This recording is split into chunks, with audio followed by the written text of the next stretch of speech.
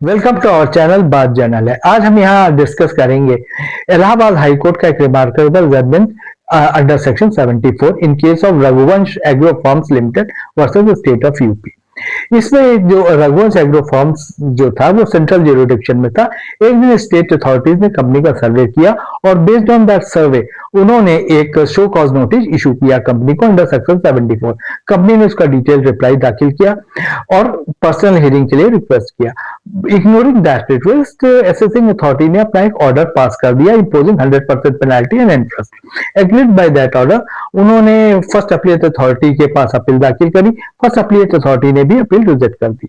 उसके बाद कंपनी ने इलाहाबाद हाई कोर्ट में रिट पिटीशन दाखिल किया। इलाहाबाद हाई कोर्ट ने जब रिट पिटीशन एग्जामिन किया तो उन्होंने पाया कि जो डिपार्टमेंट ने कंपनी पे चार्ज लगाए थे, उन्होंने कहा था company is engage in circular trading and company ने जो आईटीसी क्लेम किया है वो उन पार्टीज के अगेंस्ट क्लेम किया है जिसकी वो टोल प्लाजा रिसिप्ट प्रस्तुत नहीं कर पाए हैं।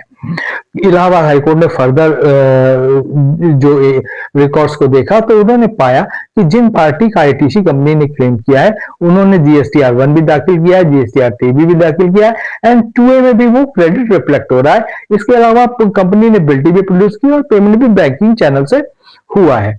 उसके बाद इलाहाबाद हाईकोर्ट ने ये नोटिंग करी कि अगर आप सेक्शन 74 में आप नोटिस इशू करते हैं तो you must mention in the show cause notice the reason for fraud, wilful misstatement and suppression of fact and also the same should be mention in the order. इसके बिना आपको jurisdiction ही नहीं मिलता 74 में examine करने का। और उन्होंने ये नोट किया कि merely non-production of toll plaza receipt cannot declare any transaction as a fraud because nowhere in GST Act it is mentioned that the toll plaza receipt should be presented as a proof of movement of goods. Based on this conclusion, Allahabad high court ने order को crash किया और direct किया GST authorities को any if company has made any pre-deposit then it should be returned. Thank you.